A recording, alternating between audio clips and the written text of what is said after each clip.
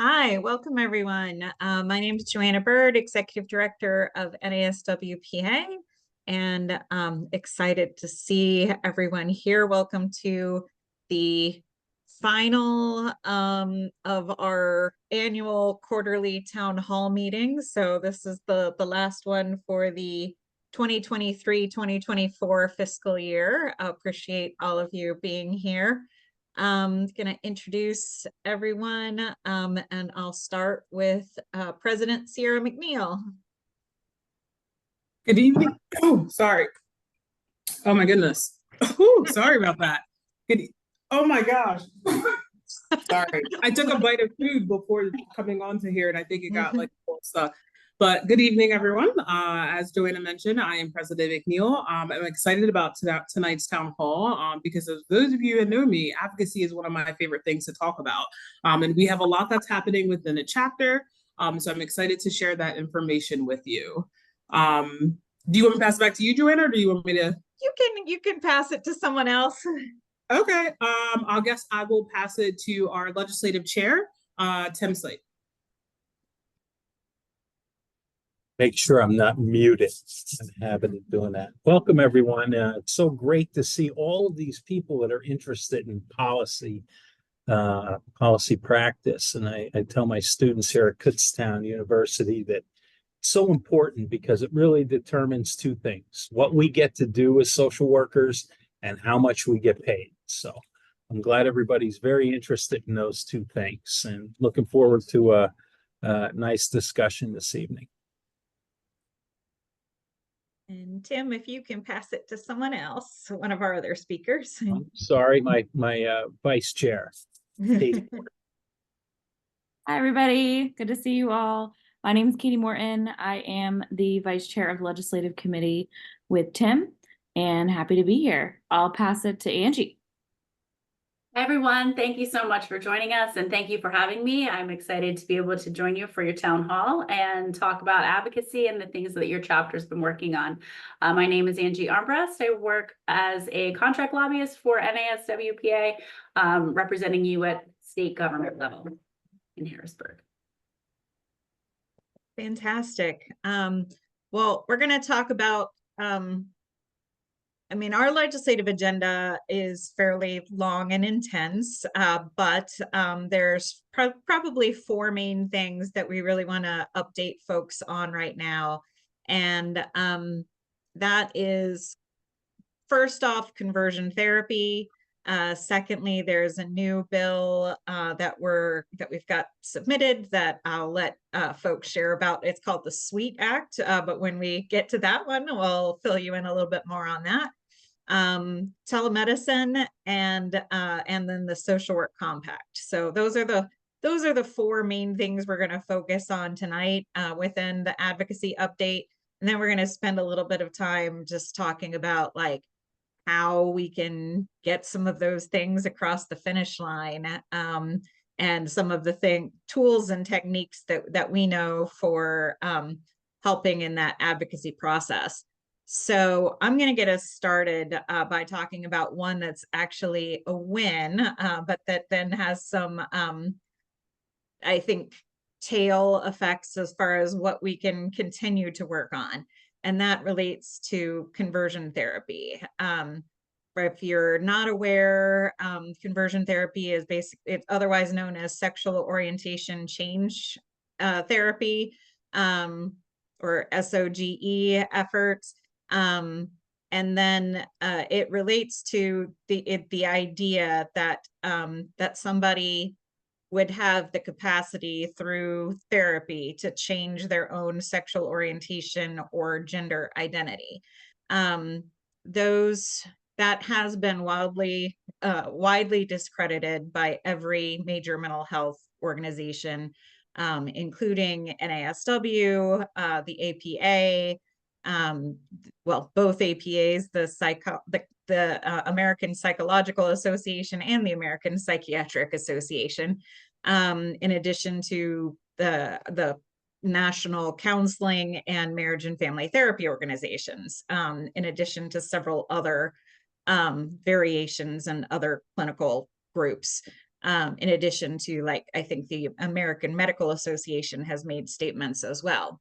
So this is banned in a lot of states. Pennsylvania was not one that has passed comprehensive legislation banning it. And so for years, we've been kind of working on alternative methods to get there, usually through the licensing boards. You may have heard a few years ago that Governor Wolf passed or signed an executive order mandating that that the state would surely not pay for anything that was conversion therapy. They would direct Medicaid, Medicare, and that they would ensure that the insurance companies were avoiding it, et cetera.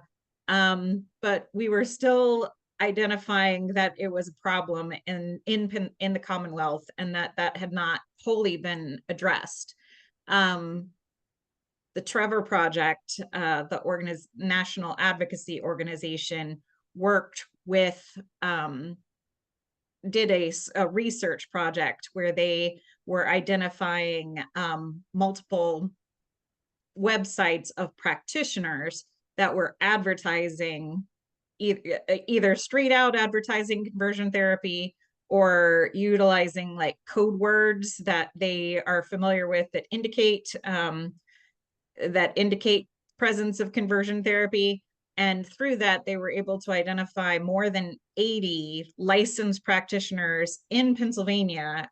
Something like 25 or 27 of them were licensed social workers who were advertising that they were engaging in this practice.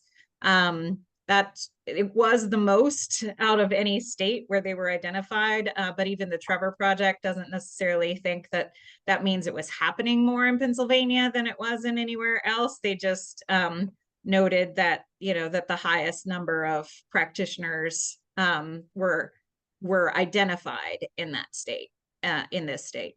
So we've been meeting with lots of different groups in coalition with the Pennsylvania Psychological Association and the Trevor Project, met with the Shapiro administration, met with several other groups. And eventually what this led to was that each of 5 licensing boards have now passed a policy statement that makes it clear that conversion therapy counts as an unethical practice and would be punishable by the licensing boards. And that's the big change. That one was just passed at the last licensing board meeting. It was also passed by the psychological board, the nursing board, the medical board, and the osteopathic medical board. And that's and in each of those circumstances, it makes it clear. The Trevor Project is actually very excited about this, saying that it is something that is, even in the places where there has been an official law passed banning conversion therapy, that they still don't necessarily always have the mechanisms or tools to enforce that ban. And that so this in some ways is actually more productive. It does not, however, eliminate the need for a legislative initiative to happen, because it really only impacts those who are licensed in the state. It doesn't prohibit folks who are unlicensed acting, especially those who aren't, who don't even advertise themselves to be therapists, who might be like church counselors, et cetera, from engaging in conversion therapy. So that's where that is, but it's been like 3 years of advocacy. So we are very excited about that, about this legislative win. But as we said, the effort continues. We'll be continuing to meet with officials in the administration to see if we can get funding for advertising how this works, and also, you know, continuing to do a legislative push to get a bill across the finish line. With that, I want to pass it over to Sierra and Katie to fill you in about the SWEET Act.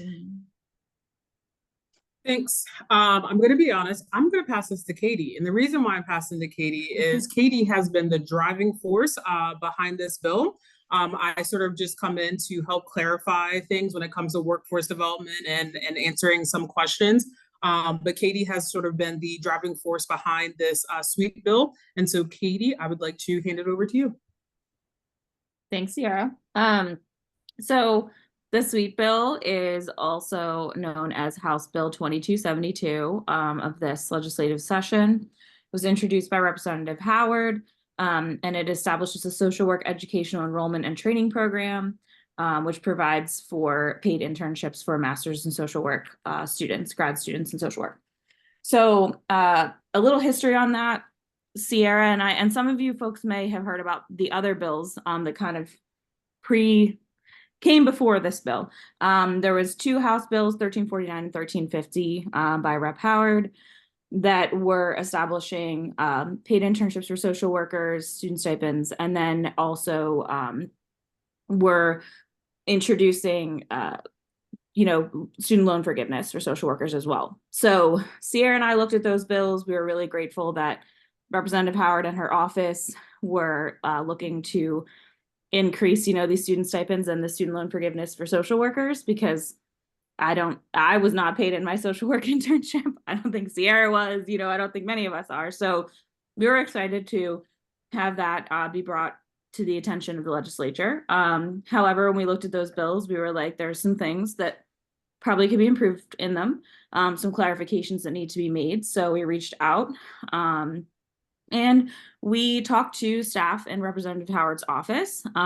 We also brought these bills in front of the legislative committee and NASW and the leadership team, and got suggestions from folks there as well. And we took those suggestions back to the staff. And what came out of that is we were working with them on trying to combine those two bills into one bill.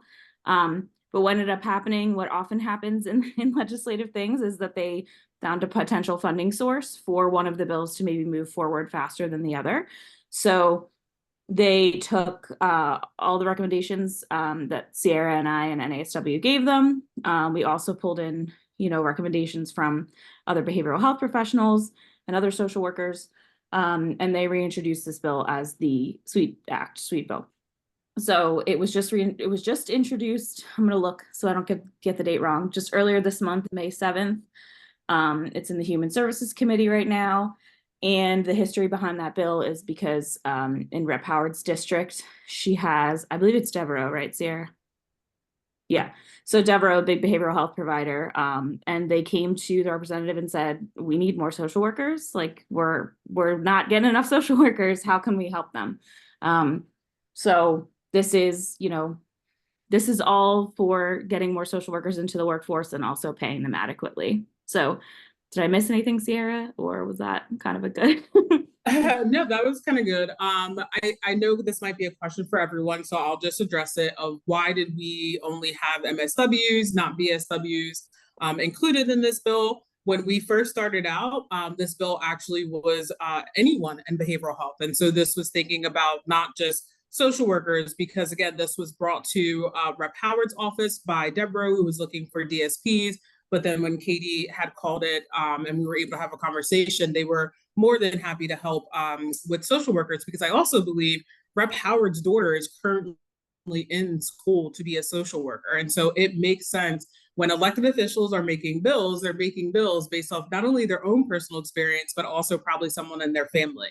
And so their question was, how do we get more social workers in the field? And they were looking at the LS or LCSW end of things. And I said, well, by the time you get to LCSW, there's a lot of things that need to be addressed before you get to the LCSW. And so that's where Katie and I have been able to really help the office understand of what does it mean to be a social worker, but also how long and how expensive it is to become a social worker and how draining it can be, especially financially, when you don't have sort of that support. I had shared my story about how I had to quit my job and move back home in order to finish my last year of grad school because I could not work. And so they really were receptive to that. And as Katie mentioned, they were able to sort of take that feedback and put that in there. So as they were writing the bill, I guess they found a very specific funding source. And so that funding source was for MSWs. And so I always ask questions. I ask a million questions. And so I asked the question of why did we just, take out everyone else and have MSWs? And so it had to do with the funding source, but also they're confident that if we can get this across, that then we can include BSWs and other behavioral health workers as well. The other important piece of this is not a bill that is for just clinical social workers. As a macro social worker, I will always advocate for macro social workers. Katie is also a macro social worker. And so there is language in there that talks about internships, and not just clinical internships, but also looking at those who are social workers who are not necessarily in the clinical side of things. There's a lot more to update, but I'm going to talk about that later on the agenda. But if any of you have any questions, you can put them in the chat. And I think the next person on the agenda is Angie. I will pass it. Angie. If I could just jump in on this SWEET Act. Sure. I want to say this is this is aligning us and going along with trends that are occurring out there, like the CSWE. More recently, CSWE has encouraged and put an emphasis on paid internships or the chance to convert your paid employment to a paid internship, which is a good trend for us. For a very long time, I don't think many people out there expected that physicians in training in their residency would go unpaid, or law school students who were doing their clerkships would do that unpaid. So it's really an effort to try and elevate our profession and put us on par with those other professions that no one expects to go unpaid. I think it's a very good thing. Right. Thank you, Tim. And in general, I do just want to say to the entire group to please, if you have questions about any of the bills that we're talking about, or the policy statement, conversion therapy one that I was talking about earlier, please do note those in the chat. We'll either address it in the chat or we may call it up for kind of discussion at the end. We'll also provide an opportunity between segments for any question and answer. But yeah, for now, I want to pass it back over to Angie, who can talk about the telehealth bill. Hi, everyone. Just pulling up my notes. Sorry. There we go. So yes, we did see some action quite recently on telemedicine here in Pennsylvania. As you may recall, if you've done some of these, I personally have done NASW-PA town halls where I've given a telemedicine update. It feels like for as long as I've represented you,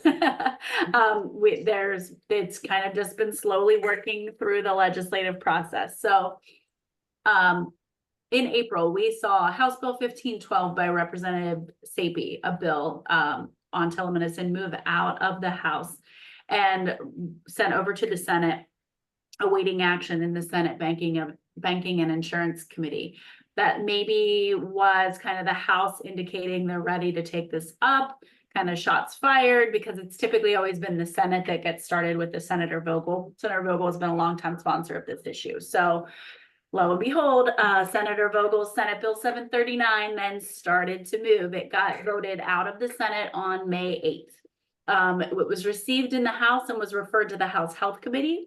And then it was re-referred just last week to the House Insurance Committee. It is scheduled for committee consideration when they return to session next Monday, June 3rd. I'll give a quick recap because the bill did undergo some changes this session. It's a bit more streamlined than previous versions. It mainly just amends the insurance code to add a chapter regarding telemedicine, and the piece it's adding will prevent health insurance companies from refusing to pay or reimburse participating healthcare providers or a covered person from receiving covered health services through telemedicine. In addition, insurance companies cannot offer policies that refuse to pay for services received through telemedicine. And additionally, all healthcare services that are provided through telemedicine have to meet the standard of care that would apply if the individual were receiving in-person care. So a bit more simplified and streamlined than previous sessions versions that we've seen, but hopeful that maybe this is the year that it makes it cleanly to the governor's desk. So we'll be on the lookout for that.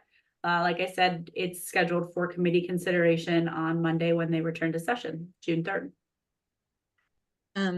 As many of you may remember, if you've been participating in these events for a while, in past years, even if there was wide agreement amongst Republicans and Democrats that telemedicine was an important issue and that some version of the bill needed to pass, one of the obstacles that we've always had was when the specifically with the House of Representatives, we did not see this happening with the Senate as much, which is kind of why it's, you know, functioning and working well now.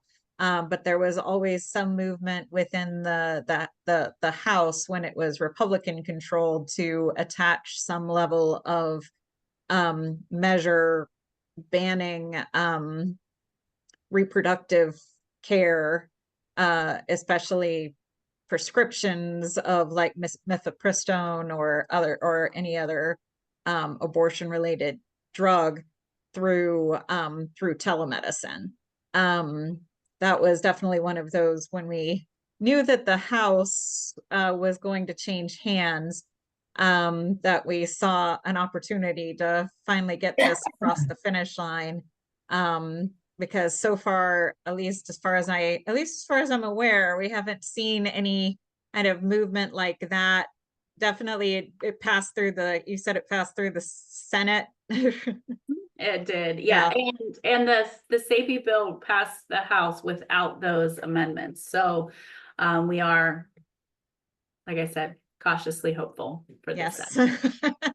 Optimistic that anything related to reproductive health care will stay, that this version of this bill will stay clean, and not become any kind of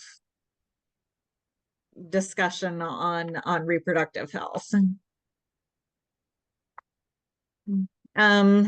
With that, the next thing we're going to talk about is the social work compact. Tim, I hadn't asked this of you, but do you want to give like just a quick summary of what the compact bill is? Yeah, the bill is 1841, and I know you hear these numbers and you're like, oh well, you know, but it's so important, especially in terms of advocacy, and we'll talk about this a little bit later. But you really want to be able to speak people's language, so try and take note of the bill numbers that we're talking about. And prime sponsors as well, because those are usually the first two questions from legislators. Do you have a bill number and who the prime sponsor is? So this particular bill, 1841, is offered by Representative Aaron Abney, who happens to be a social worker. He's a graduate of Pittsburgh and holds his MSW degree, and that was why NASW has approached him and asked him to be the prime sponsor for the bill. This bill would allow your social work license to be accepted in other states that are in this compact, as long as you meet the conditions for licensure in your state, and those other states are in that compact, then you don't have to go requirements there are in terms of testing or practice hours or any of those conditions. Very, very important, not only for our practitioners here who would like to practice in a neighboring state like Ohio or Maryland or maybe New Jersey, but also important for our health, for our providers here in Pennsylvania in terms of getting those practitioners from other states, whether they're moving here permanently or just looking to practice over the border in another neighboring state. So 1841 would allow that to happen. There have been a number of states that have already passed legislation that would enable this compact to move forward. I believe the threshold was 7 that was needed. Yep, I'll get into that one. I'm gonna give the national update. So yeah, that's a good transition. Thank you, Tim. Thank you, Tim. So the bill only came, the compact itself is not an established compact, like nobody can join it yet. It only came into existence little over a year ago. And as far as final language, and a minimum of 7 states had to pass it. The first year, 1 passed it. And that is, a lot of states have legislative sessions in March and April. So after you get through March and April, then that's kind of, or definitely once you've gotten through May, the vast majority of states are not having active legislative sessions anymore. Pennsylvania is one of the few that does. So the first year, 1, that was Missouri, passed it. And then this past legislative session, we were just kind of hoping to get the minimum 7 and get across the finish line. Instead, we've seen, I just heard that the Tennessee governor signed it today. So I think that puts us at 15 states, and then at least 2 or 3 more that have where the House and the Senate have passed the bill, but it's just awaiting the governor's signature. And then I also heard today in the news that Rhode Island, who is one of those states that still has an active legislative session going, passed it in one of their chambers and is still working, and is sort of expecting it to go through the remainder.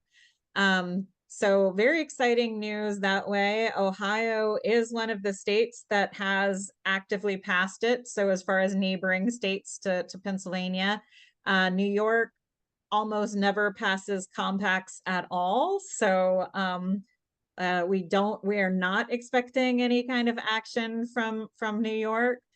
New Jersey does have, or did have, an active bill, but has not passed it yet. Maryland has not taken anything up with it yet, but is not adverse to it. Probably will eventually, but they haven't had any particular movement on their bill yet. And then West Virginia, I think, has gotten fairly close at some point. So as far as our neighboring states, we do see that it would be something that would work through. Pennsylvania, on the other hand, we do have a full-time legislature, and so there is still quite a bit of time for us, even this session, to get it through. Oh, I was asked about Delaware. I'll have to look Delaware up, but that one's pretty easy to do because there is a website that will go through that. So I'll look that up and I'll put that in the chat while I'm as soon as I get it passed over to Angie in just a second here. But Pennsylvania we are generally supportive of compacts, but we have had something that has stood in the way of that. But fortunately, we have some progress made on overcoming our obstacle, and I'll let Angie fill you in a little bit on the details there. Thanks, Joanna. Joanna's correct. We are one of a handful of states that has a barrier to entry for these professional licensure compacts because of we are kind of lacking legislation that specifically allows the FBI to share background checks with Pennsylvania residents with a third party, such as a compact commission. So for years, the interstate medical licensure compact, the nursing compact, more recently the PT compact were passed in Pennsylvania, but those professionals could not fully enter into the compact if they were Pennsylvania residents. So you can imagine that's drawn a lot of frustration and ire from those provider groups, and some progress was made under the last administration, but from what we were told by legislative staff who've been actively involved in trying to fix this, it kind of stalled out with between the FBI, the state police, and the administration on fixing this, coming to an agreed upon language to enact here in Pennsylvania. The update is that we heard this spring, I want to say April-ish, that there was agreed upon language from the FBI that the administration signed off on, and the legislature, the professional licensure committees agreed to. So we saw Representative Frank Burns, who chairs the House Professional Licensure Committee, very quickly introduced and ran House Bill 2200 through the House Professional Licensure Committee and through the House chamber very, very quickly.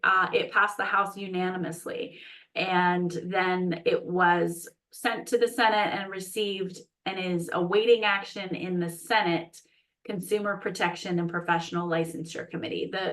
Even though the House passed the bill in late April, it didn't get sent over to the Senate and received in committee there till May 17th, but that is where that bill is. In the meantime, Senator Boscola, who is the minority chair of the Senate Consumer Protection and Professional Licensure Committee, introduced her own version of the same legislation. That is Senate Bill 1165. That bill was voted out of committee in the Senate in late April. It got its first and second consideration on the Senate floor, which is just kind of the procedure you have to go through. Bills have to be considered 3 separate times. Gets considered first, second, between second and third, it goes to the Appropriations Committee. It did that. The bill was sent to Appropriations. It came out of Appropriations on May 7th. So now it just awaits its third and final consideration on the Senate floor. So it's kind of a race. We'll see which version of the bill gets to the governor's desk first. We don't have any reason to believe that one of them won't make it.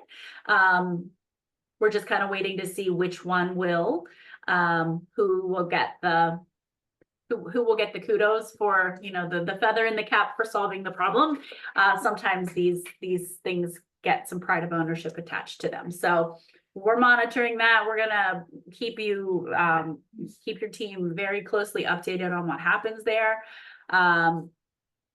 Like I said, the governor's office was part of the deliberations with the FBI, so there's no reason to think that he wouldn't sign the bill. So we're all anxious to see this wrapped up so that Pennsylvania can fully enter into compacts that have already passed, and then move on and enact new ones such as ours. Because as long as we've been advocating for Representative Abney's House Bill 1841, what we've been told by the committee chairs is, let's fix this FBI background check issue, because we're tired of phone calls from people who already have compacts saying, but you passed the law, why can't I join? So understandably, the committees want to see this wrapped up, signed by the governor into law.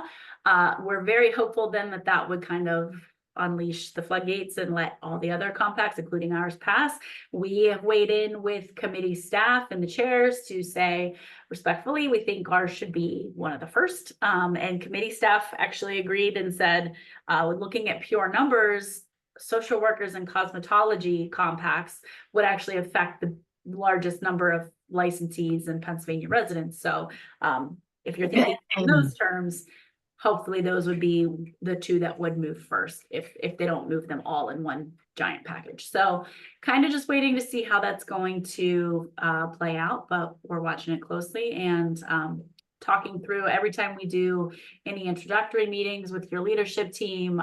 We're talking about the compact bill, talking about the FBI background check bill, how it's a 1-2 package, and just kind of doing general education on the need for the compact bill. All right. Thank you. Thank you, Angie. With all of that being said, I know, we're always kind of working on the timing of when to do things because we don't, we know that, when we send out an alert and say, contact your legislators, that we want that to be used judiciously and timed appropriately for when it can make the largest possible impact. So, we've been kind of wading through some of that with the with that other bill to see kind of where that goes. But we do know that now that at least in the House, with Representative Burns's group committee having passed their version of it, that they're at least starting to be more receptive to the idea of calling up compact related legislation. And that's, so I think we kind of are at that magical time where we think it's going to be the most appropriate to reach out and to contact your legislators. Especially those in the House right now, not those in the Senate. But to kind of go over that a little bit more, I'm going to pass it back to our legislative team, whether our volunteer legislative team, Sierra, Katie, Tim, whoever wants to chime in on that first. Yeah, I can start, and then Katie or Tim, you can join in. So as Joanna mentioned, timeliness is very important. And so we had discussed this as a leadership team of when it would make sense. And so we were at that point. And so we do sort of have a little bit of a plan. We are still tightening some things up, but for the most part, we have a plan. And so what that looks like is in my role as president, I will be contacting all of our division chairs, reaching out to them to talk to them about reaching out to members within their district. Because what we know about advocacy and how it works, I am based in Philadelphia. If I call an elected official that is in Dauphin County or another county, they're not going to care because I'm not in their district. And so it's very important that we are working with members who are in these districts of the elected officials that we need to contact. And so I'll be working with our division leaders to then reach out to our members so that way you all know sort of who to contact. Now, who to contact? So we got some advice about contacting, and typically, I think in the past, we have just said, contacted your elected officials. However, what we're learning is that it's not only about just contacting your elected officials, it's also about contacting the committee members that the bill is going through. And so thanks to our lobbyists, they sent me that, actually they sent all of us that information. And so which elected officials are on which committees that the bills are going through. Now, both bills are going through 2 different committees. And so it's going to be a lot of phone calls. It's going to be a lot of emails. And I would also suggest making in-person meetings as well, because again, that sort of that face-to-face, letting them know who you are and sort of, what value that we all bring to not only the profession, but also to the constituents that we are serving within their districts. Having that sort of face-to-face really helps. That doesn't mean don't make a phone call. Phone calls also help. And I'll let Angie talk about how phone calls help because she has a much better story than I do. But phone calls also help. We will not be sending out stock emails. I'll let Katie sort of talk about that as a former staffer and why stock emails are not as helpful. And so when we do put all this work together as members, you'll be able to get some of this information about who to contact so that you can set up meetings with them. The other part of this is Katie also did a really great job of putting sort of a flyer together that has been posted on our social media. So if you want to learn more information, please go and look up that flyer. I believe it says something like PA social work bills, Katie. I think, yep, something along those lines. And so you can also go and look information up from there. So I'm going to pass it to Katie now, since I talked about the flyer. You can continue. Yeah, so you covered most of it, Sierra. But yeah, I would say, as Sierra said, the most important thing at this point, timing wise, is contacting those committee chairs and members, which, as Sierra said, our lobbyists were wonderful in getting us that list together. So we do have that list. Are we planning to send that out, Sierra, to folks, or? So that's what we need to talk about as leadership, is how we are going to put that information out. I know that I'm working with the division chairs, but we haven't necessarily figured out how that's going to go out to the members as of yet. Okay. Yeah. One of those things that will probably happen, which is just something to watch out for, is that if you are a member or constituent of one of those committee members, you will most likely get some kind of email like letting you know that you live in one of those districts, that your committee, that your member of the House is a person who serves on that committee, and especially asking you to reach out. Now, that if you don't receive one of those messages, that again, that does not necessarily mean that we don't want you to do anything, but it does mean that we are going to be targeting in some way those constituents. Now we have like a broader section on the agenda about advocacy as a whole. But I do want to give Tim an opportunity to throw in any additional comments on the compact specifically, and then I'll definitely tackle the question that we got in the chat about the compact language in particular. So sorry, Tim, before you go, I don't think Katie was done.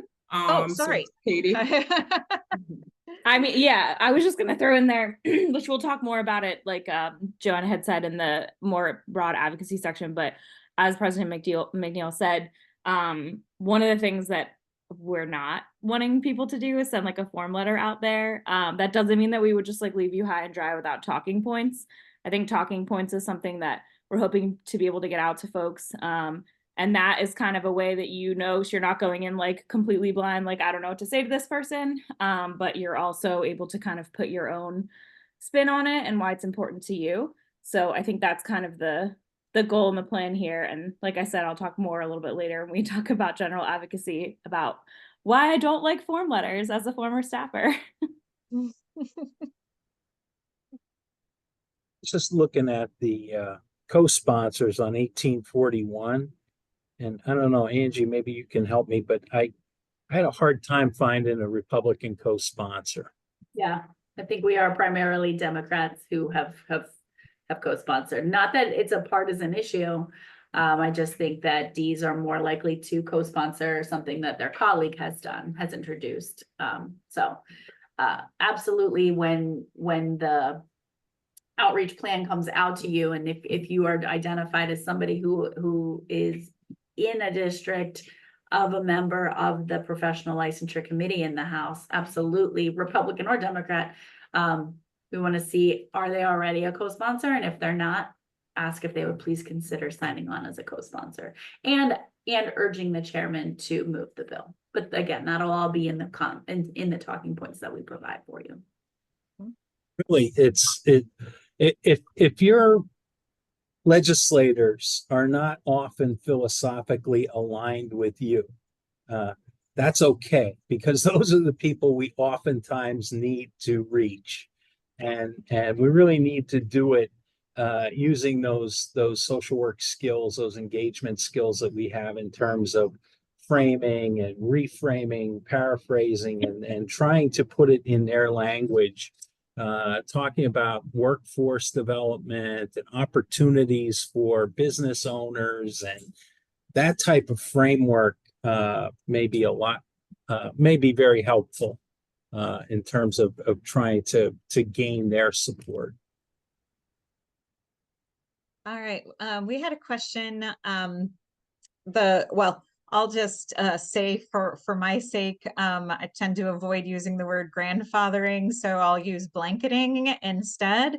But there was a question about blanketing for folks who had been previously in as LCSWs when they may not have had to take the test or other things. There are provisions in the language for the bill that does allow folks who are in those kinds of positions to be able to join the compact. New folks, there are some states like Illinois that are eliminating the need for passing the exam prior to getting your license. They would have to also then pass the license in order to join the compact, because they would have to pass the exam in order to join the compact. That is one of the provisions, but it's one that it doesn't prohibit folks from being licensed within their own state, but to join the multi-state compact, then they would have to have passed the exam. But for those who are already licensed, there are provisions in there that would cover that whenever it becomes law. But we'll know a little bit more about the details once the commission gets started and passes its own laws and its own regulations that will govern the compact specifically. And there are some choices that will be made when that comes to fruition. All right, hopefully that answered that question. There's any, I just want to pause before we switch into the advocacy section in general, just to check in if there's any additional questions about anything, any of the issues that we've discussed so far, or anything else like on our legislative agenda that you may be following and want to know, like where NASW is on it. Feel free to come off mute or to put it in the chat. We'll give that just a few seconds of silence and then move on if nobody has any comments at this point.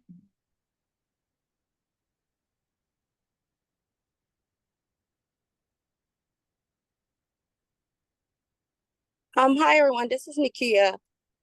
This is not a comment about like really what we've been talking about, more Sure. so that I love teachable moments. And Joanna, you said how you don't like using the word grandfather. So I wondered if you could just talk to everyone why, because people may not know why we don't necessarily use or want to use that term anymore. Sure. Okay, I'm gonna look this up real quick just to make sure that I'm saying it right. But yeah, it does have a kind of one of those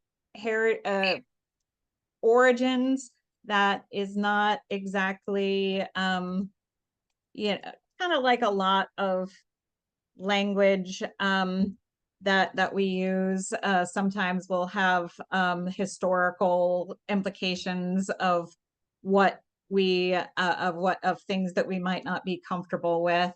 So give me just a second. So Joanna, if you want, I can like sum it up real quick. Absolutely. If you know it, then I'd appreciate it. Yeah, so as Joanna said, most language that we use and we're not aware of it has a lot of racist implications. Sorry. And grandfathered in is one of those things. It originated like during voting when folks were when white folks were sort of grandfathered in because of they had relatives that could vote, and it's looked at as like being, you know, racist or disenfranchising African Americans or Black people. That's the short Cliff Note version of it. So we tend not to use that term anymore. And as Joanna said, you know, some people choose to use other words such as vetted in or some other terminology other than grandfathered in. And again, that's the Cliff Notes, really short version, but it's a whole historical background around, you know, using the term grandfathered in. Yep, I can verify that. I said I was going to spend a little bit moment looking it up and, you know, to ensure I was saying it right. And I don't have anything to add over what Nikki just mentioned. Said it completely and inclusively. So thank you for bringing that up.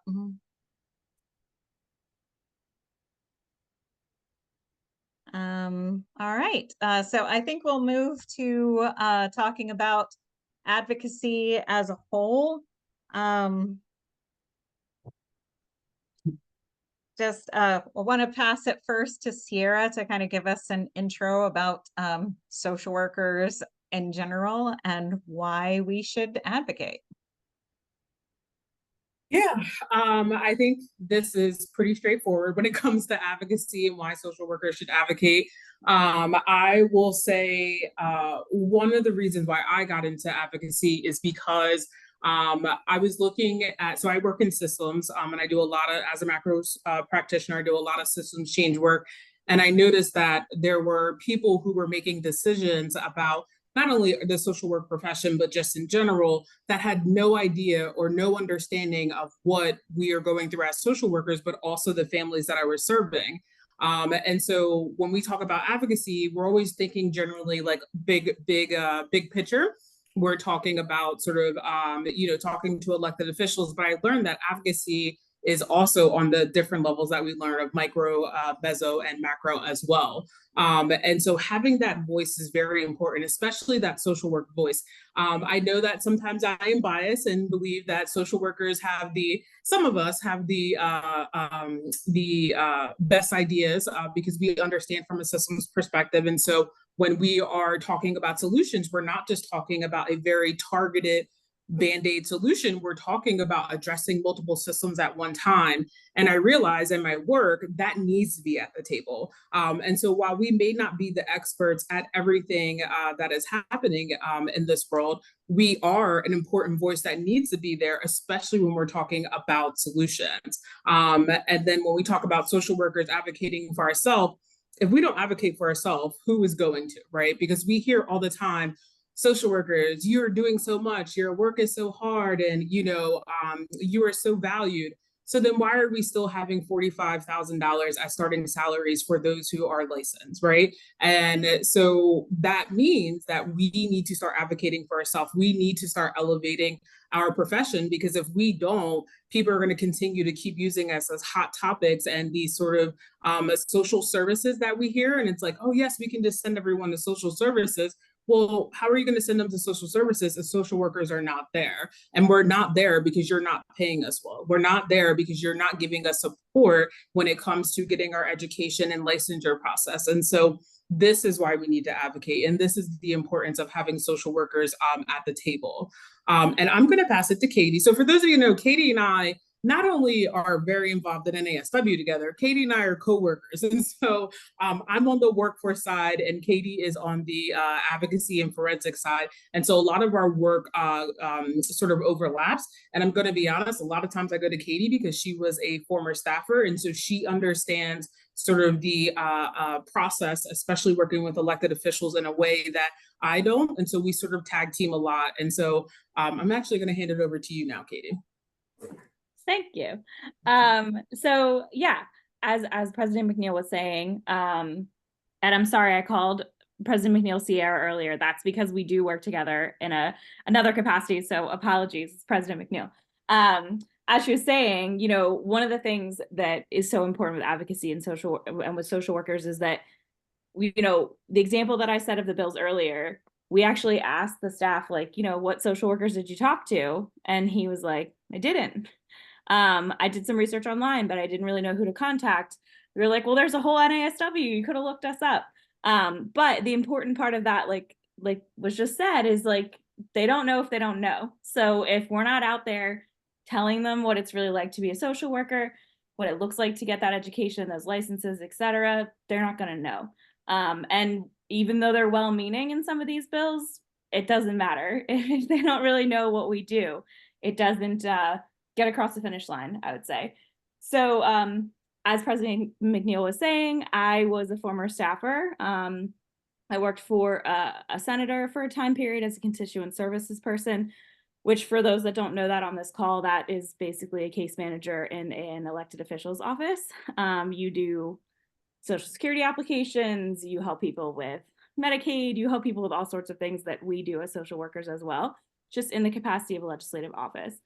So I did that for about a year. I also worked in the Capitol in a committee office, writing and researching policy. Very different sides of things, but in both of those places, I learned how important it is to talk to people who are the focus of the bills that we're putting out there, and how it's so important to do it in a certain way. So as I said earlier, as promised, I would say why I don't like form letters. That's because we used to get hundreds of them to the office when I worked for the senator. Unfortunately, there was a staff of, I think, 4 of us that did constituent services. And so we couldn't go through all of those. And so most of them ended up not being answered. The letters, phone calls, emails, in-person visits that were answered and responded to were folks who may have had talking points about the same, support for a bill or not support for a bill or an issue. But they brought that information with their own anecdote and story, and talked about what they actually did. It wasn't just somebody reading off a prompt or forwarding an email along.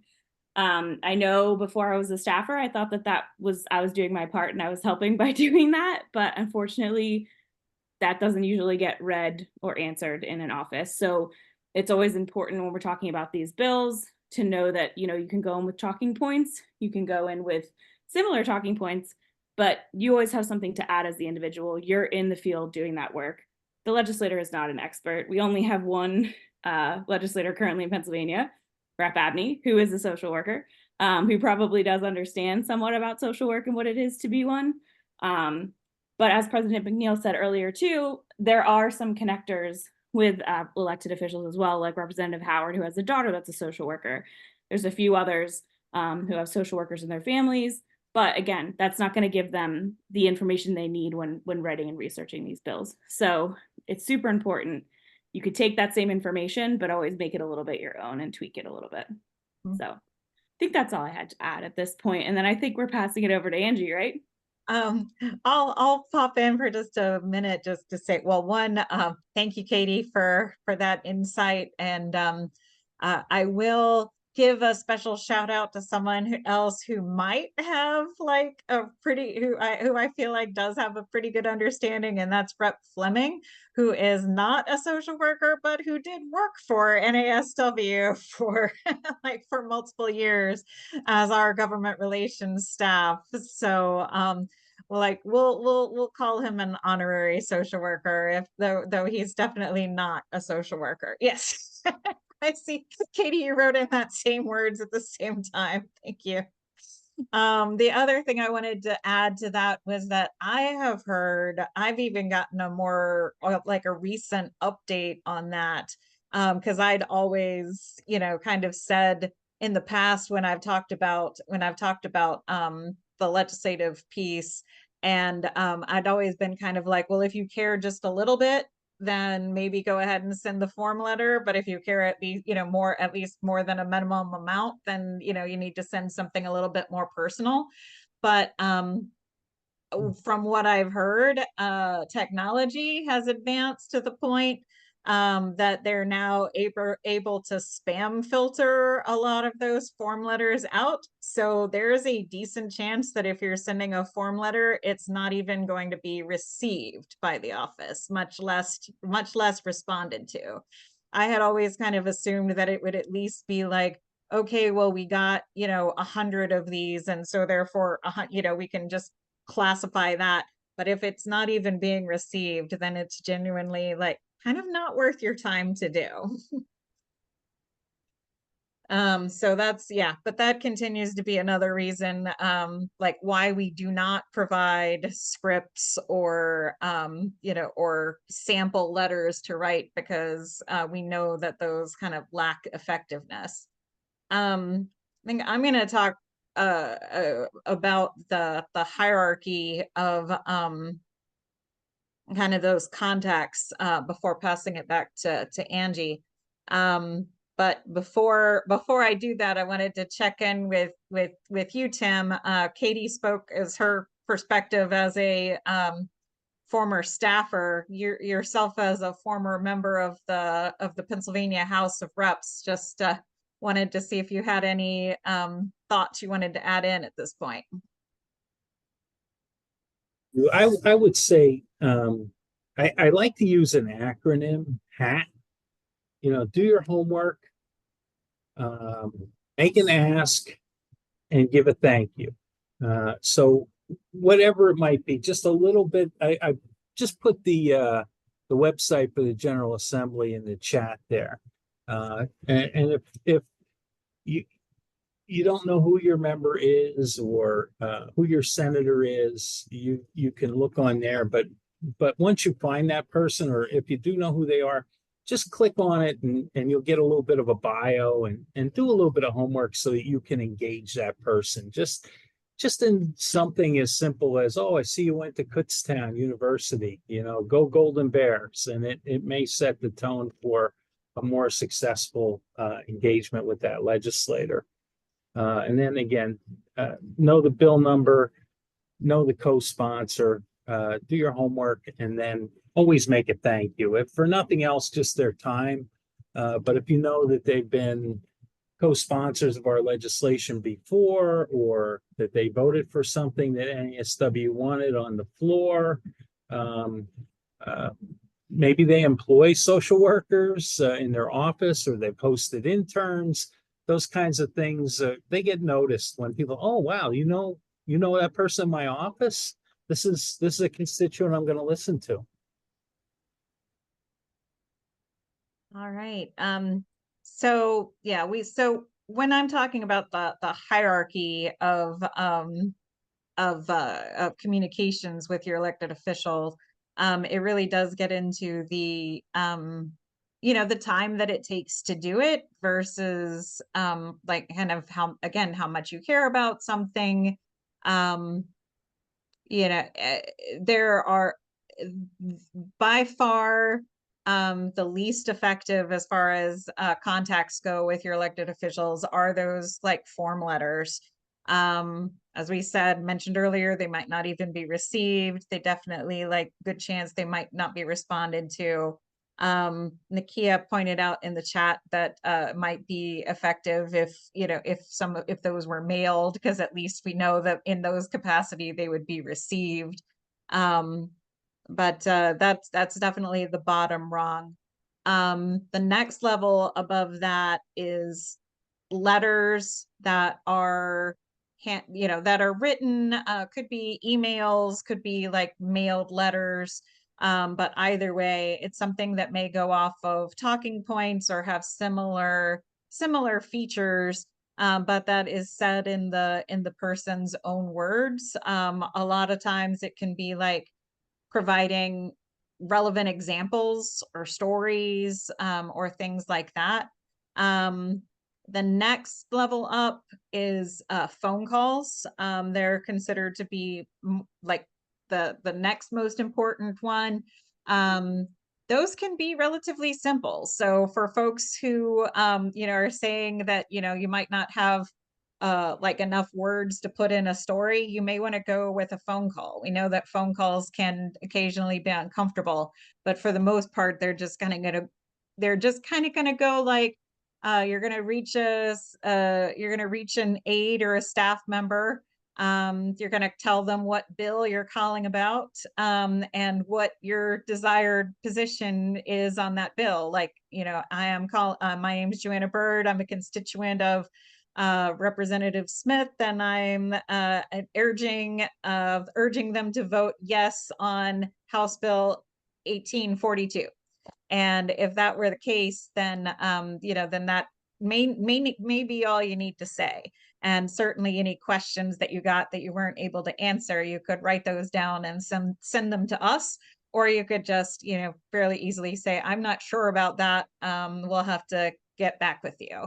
And then by far the most effective mechanism, but definitely the most time consuming, is those in-person visits with your elected official. And I will say that in person can include Zoom. We've had an awful lot of Zoom meetings lately, or Microsoft Teams, or any of those electronic functions. But it's still just taking the time to have like a meeting with your elected official.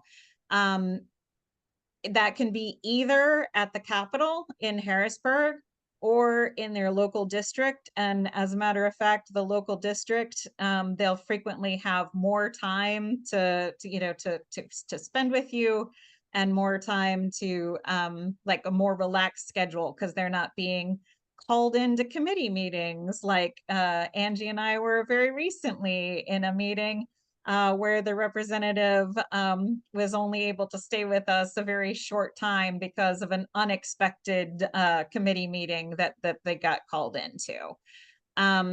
So the in-district meetings also have the advantage of being, closer to you and not having to do the transportation aspect as well. But like we said, Zoom is definitely an aspect.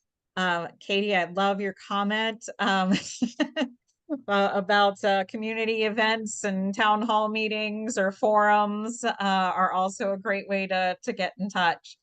And Angie has some had heard some stuff about this recently that we thought was a great message to share as well. So I'm going to pass it over to Angie. Sure. Yes, as we as a team were kind of talking through what the approach was going to be and the advocacy plan would be. I shared that this has been a couple of years ago now, but we once got fairly quick movement on a bill that had been stalled out in a committee for a while, because a committee chair, his staff called us up and said, we need to have a conversation about Senate Bill XYZ, because we got 8 phone calls. And we were like, oh, I mean, because of the result of kind of something like this, like a town hall like this, and a presentation about advocacy to that group that inspired 8 constituents that lived in that member's district. And it just so happened that they were in the chairman's district, and the chairman had a closer than expected election that fall that he had survived. And 8 was the magic number, that all of a sudden that meant that this was a legitimate issue that had to be addressed ASAP. And that bill moved. So that's just something that we like to share, as it doesn't take 50 of you. It can really just take a dedicated handful of volunteers like yourself who take the initiative to come to events like this and be informed, and then go out and do the follow through. And we've also just recently, we've had a few events, in-person events at the Capitol, kind of similar to your lead event, where we've heard from legislators speaking to groups. And one shared, if I get 50 form letters, okay, form emails, okay. And he's the one who had shared, I oftentimes won't even see those. They'll get filtered out before they even get to me. He said, if I get 4 phone calls, then that's something that I probably should take a look at and start to pay attention to. He said, but if I get 4 constituents come to meet me in my district office, either all together or 4 different, individual contacts in my district office, like hair on fire. That is something that I need to pay attention to. I need to educate myself on. I need to ask them for their input, and I need to talk to the chairman of wherever that bill is, because it's important. So just again, sharing that it doesn't take an overwhelming number of volunteers. It just takes a few dedicated people. For sure. Tim or Katie, like, know, having your experience having been in those legislative offices, can you kind of talk about what that was like for you and how you kind of treated those during your time in the state house? Yeah, I mean, exactly what Angie's saying, like anything that would make the senators like ears perk up. I mean, the other thing to remember too is that even if you don't talk directly to a legislator, I think we've said this, but even if you don't talk directly to a legislator, you talk to a staff person, it's just as Yes. important. Every single morning when I worked in the Senate office, we had a meeting with the senator there to kind of update him on things. And so, yes, absolutely. If I got 3 people came into the office and 3 phone calls that weren't somebody reading off of a script about an issue, I put that on his radar. And I would have to do some research points and find some information out so that he would be aware of whatever that issue is. Legislators are people too. They don't want to look stupid in front of their colleagues. So if an issue is important, they want to know about it. So if there's a committee hearing, if somebody comes to them about it, they want to know and have talking points and research. So absolutely, that was my experience. There was a few things that were being worked on that people, again, we got tons of form letters. Maybe we noted that we got 50 form letters, like Angie said. Maybe we noted we got 75 for and 50 against. We didn't read them. We didn't respond to them. But the ones that really stuck out were people coming into the office, making phone calls that were not reading off a script, or even writing us an email or a letter that had a specific, ask almost in it where it was like, vote for this bill because it's important because of this thing. That's when I would put it onto the senator's radar. So that was my experience. Hi everyone, this is Nakia again. I just want to comment as someone who did advocacy in the legislative office and work around there. I know that people are saying that they don't like scripts, but I also want everyone to be mindful that scripts are very helpful. And I'm sorry, I'm outside. And I'm saying that because, it took me a long time to tell people that as a social worker, I was neurodivergent. So like sometimes it takes me a long time to like process stuff, or I know what I want to say, I might have to get the nerve up to say stuff. And so sometimes that helps people. So I think what some of us are missing here is like bringing in the disability community as well. And how scripts can actually help that community, and also being mindful of our bias. Because when I was listening to you speak, I just kept hearing biases come up about, well, if it sounds like the same thing over and over, we didn't pass it on. And that's not fair to the person that took the time to sign that script, right?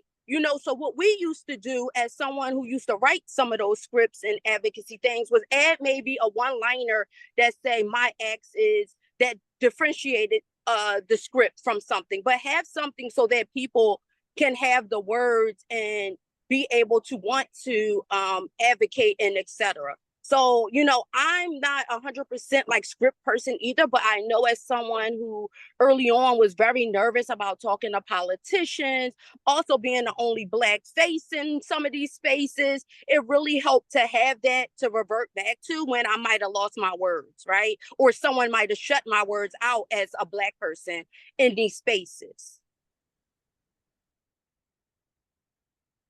So Nakia, thanks for bringing that point up. And I'll let Katie speak for herself. I don't about that comment, but our feedback that we were getting was about specifically the emails.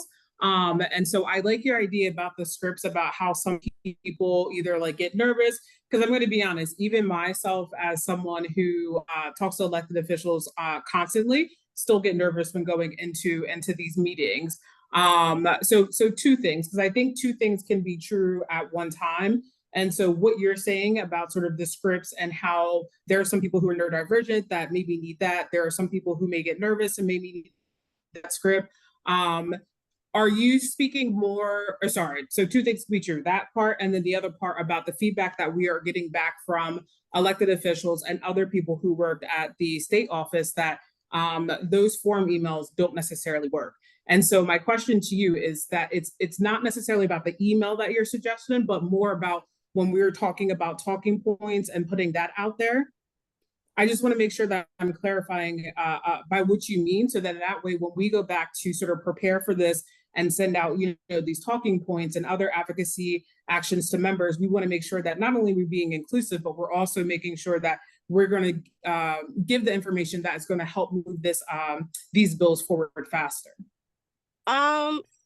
Just processing it really fast. So like I said, sometimes it takes me a while to process things, but just, again, when I was writing stuff like this in the past, what I would do is have a form script for people that didn't have their words, and then modify that form script and leave a space to tell your personal story, and then do what everyone is saying on here is like have a space to be like, okay, here are some prompts, write your own, right? So that way you're giving people the option to do what I know politicians don't like that. And that's why I made the comment of like mailing, because, when you get 100, 200 postcards, you know what I mean? Like you have to sort of be like, okay, someone cares about this because they mailed these in, right? I'm just saying like totally don't like zero out like the script stuff, like give people that option, but also give them choices. And I think that worked as well. Also, it depends on what systems you are using. I know I used to use Salsa a lot, so you can like move it around a little bit more and stuff like that. Just to get people the words, because some people are busy and they want to advocate, especially, when I'm talking to my macro social work students, they're like, I don't have time to write this. I'm busy. Like if I could just sign something or whatever, I care about this, type of thing. So just giving people the option. And sometimes when people read a script, they be like, oh yeah, like I remember this time, and then they go on and write their own stuff, so that in its way can also be a prompt. So again, I'm not 100% sold on scripts either. I get it, I've been there, and I know what you're talking about, because it lacks the individuality. But also I know, again, as a macro social worker, that a lot of these politicians want those personal stories to then take and give themselves credibility when they're trying to be like, hey, this is why, like, I get it. But also, again, we have to be mindful of, our social workers with disabilities who may not want to stand in front of somebody or may not have the words. President McNeil, if that answered, clarify what I was trying to say. It does. It does. So what I'm hearing is that we need to find sort of a happy medium, because I think what we were thinking as leadership is like, let's just give you the talking points. So everyone is sort of saying the same thing around our talking points, but then you sort of put like your own spin on it. Because again, our advice from other elected officials was like, the scripts don't work.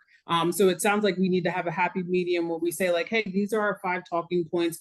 And then you have this option for this script if you would like to sort of, read this or sort of make it your own. So, okay. And no, I understand. And I thank you for that, because again, this gives us a better idea of how to help you as members with advocating, because at the end of the day, we as leadership can have these meetings, we can do these things, but as Angie has said, it's only goes so far, that we are going to need you as members to help us. And so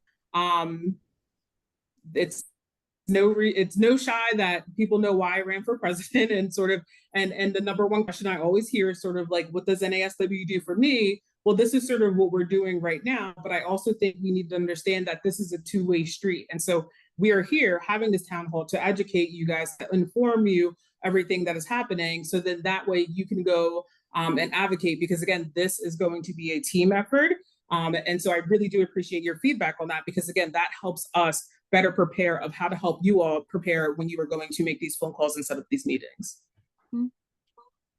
I wanted to make a quick note. One, that there was another comment that mentioned not only those who are neurodivergent or with disabilities, but also just those who aren't familiar with or well-versed in politics or working with their elected officials, who feel like they lack the skills. And I feel like that applies to, this is a very not seriously thought out, because it literally occurred to me while we were having this conversation. But it does occur to me that there may be a role for AI in this too, of being able to enter some of those like talking points, etc. The words that you do have into an AI and asking it to write a letter or an email, and then being able to customize from that. So there may be some direction that we can pull there as well, that we can It's actually tomorrow that we're having one of our legislative leadership team meetings.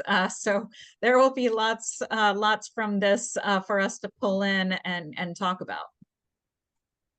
Yeah, I also I mean, Sierra, you covered pretty much all of this, but I just wanted to say, to Nikia's point, I think what you were talking about with giving folks that space at the end of the script or moving things around, that's awesome. Those are awesome approaches to kind of make sure that not everything looks exactly the same. Like you're saying, when folks are maybe not having the words for things, or are nervous about it, those are both really good ways. I'm so sorry, my dog's barking now. Those are both really good ways of kind of making sure that that doesn't necessarily just get like lost in the fold, because you brought up that point where it is really important. They do want to hear the stories from folks. So I think giving people that space is really important. So thank you for sharing that. Can I, Oh, go ahead. Go right ahead, Angie. one more thing that I had forgotten to add previously was that one point that we did hear recently from legislators was that especially after a meeting, a thank you is always an appropriate and appreciated gesture. And certainly email is an easy way to do that. And especially if you if you're going to be meeting with staff, you can get their business card and you can email them and copy the legislator, or send it directly to the legislator, copy the staff, either or. But what one legislator told us is that we almost never get like handwritten mail anymore. And like a meeting is absolutely, a personal phone call or a meeting in the district are great. But if either of those are followed up with a handwritten note, like thanks again, as a reminder, this is what we talked about. You had asked me X and I said I would get back to you. Here is that information, or print off a piece, the compact map maybe, and include that in the letter. We've heard from 2 different House members recently that they were like, oh my God, mail, like a handwritten mail letter saying thank you and with the additional information really resonated with them too. So I just wanted to throw that in there as well. Be frank, I understand that because I almost feel the same way myself when I get handwritten mail in the in the mailbox. So rare nowadays. So with our last only 8 minutes left, did want to talk somewhat about next steps. We've already, President McNeil and has already spoken a little bit about some of the things that we'll be doing to like firm up our advocacy plan. Don't know, was there anything else you wanted to add on that in particular? No, because I realized I just made my comment just now. The last time I just so yeah, I can't really think. And I want to address. I do want to address something. It says even well versed in politics. As someone who is fairly new into a lot of the leadership roles, the one thing I will say that when I have been going to talk to elected officials and their staffers, they are more nervous than you. If I'm being completely honest, some of them are more nervous than you, because they also have this sort of idea that they should be this type of person when they're in these meetings. And so we are social workers. The one thing that I think that we do well is that ability to sort of have conversations and build rapport. And those are the skills that you need when you're talking to elected officials. Everything else you have, right? You understand your experience as a social worker, as a student, and why that bill for student stipends would be important. You understand the process of going through the licensure process and how the compact bill would be. So all of you have those skills. All of you have everything that's necessary to go into these meetings and have the conversations. And also at the end of the day, a lot of these reps are just like you. They are average everyday people. A lot of them, when I walk into their office, like we're just having conversations, quickly just catching up. Some of them I've actually had like breakfast or coffee with. So at the end of the day, these are people who genuinely care. Okay. Some of them genuinely care and want to do well. And that a lot of them are there to listen. And sometimes you might not even get the elected rep themselves. you may get the staffer, and just know they are just as important, because the staffers, as Katie might mention, the staffers are the one who are doing the boots on the ground work. And so don't feel like it's a waste of a meeting if you're going into a meeting and you have a staffer. But just remember, all of you have the skills already as social workers, and all of you have the lived experience when you're going into this advocate for these bills. Absolutely. Tim, do you want to talk a little bit about what the legislative committee is going to be doing in the next few months, as far as our next steps go? We have it's budget season right now in Pennsylvania. This is like the hotbed of this portion anyway of the legislative term. Usually budget season is the time when legislation can start to get some momentum and movement as the two chambers are trying to work with each other to get what they want. And in terms of our General Assembly, you have the Republicans that are in control of the Senate, and the Democrats are in control of the House. So there's an opportunity to trade some pieces of legislation back and forth to get them to the governor to get that legislation enacted. We have a budget priorities press conference every year in June. Take advantage of the profile that's available to us on PCN and everybody's attention on the budget. We'll be advocating for professional items as well as those around those vulnerable populations that we advocate for as well. I believe it's the 25th. Is that the day we have? The 24th. 24th. I'm sorry, 24th. So you should be able to see that on PCN if you get PCN available to come to Harrisburg. Certainly do. Did we say we have a time for that, Angie? Is it 11? 11 a.m. 11 a.m. on the 24th. Which is 24th. yeah. But this is our opportunity to engage our legislators. I would guess Patty Kim will be there, NASW Legislator of the Year, as well as other legislative friends to talk about our priorities and promote these items. And we have a good track record at the budget press conference. We have a number of members that are engaged, and we've had some good outcomes in terms of behavioral health funding, elections funding, and the one item that we've been after and haven't been able to get across successfully is the increase to the TANF grant.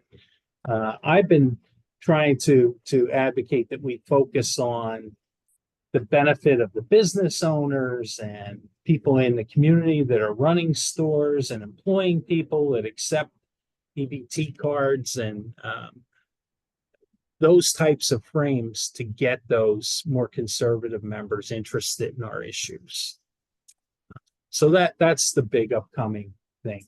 And really, we're talking probably less than 20 days, 20 session days left in the year, I would think. Does that sound about right, Angie? They've not yet announced their fall session days, but yeah, typically in the second year of a fall of a session, when the entire House is up for re-election in the fall and half of the Senate is up, we do see a reduced schedule because people like to be back in their districts campaigning. So it's not the end, but we're getting ready for the end and getting our final push together. Katie, do you have anything to add about legislative committee stuff? Not right at the second. All right. Well, being 7:29, we should probably focus on saying goodbye then. we'll just mention again, well, this session will be recorded and will probably be included in our upcoming e-news. So anybody who wants to revisit this session will get the opportunity to do so. But definitely keep an eye out for those alerts, letting you know that we're asking you to contact your elected officials, in particular your House members, especially on the social work compact bill, because we see that one coming up in the relatively near future, but possibly also on telehealth or the SWEET bill. And just keep an eye on your email and your websites. And yeah, thank you all for joining us and for being here and part of this discussion. We appreciate your interest in the topic. And we also greatly appreciate all of the issues that you brought back to us that we're going to be able to take into our discussions moving forward. So thank you for that.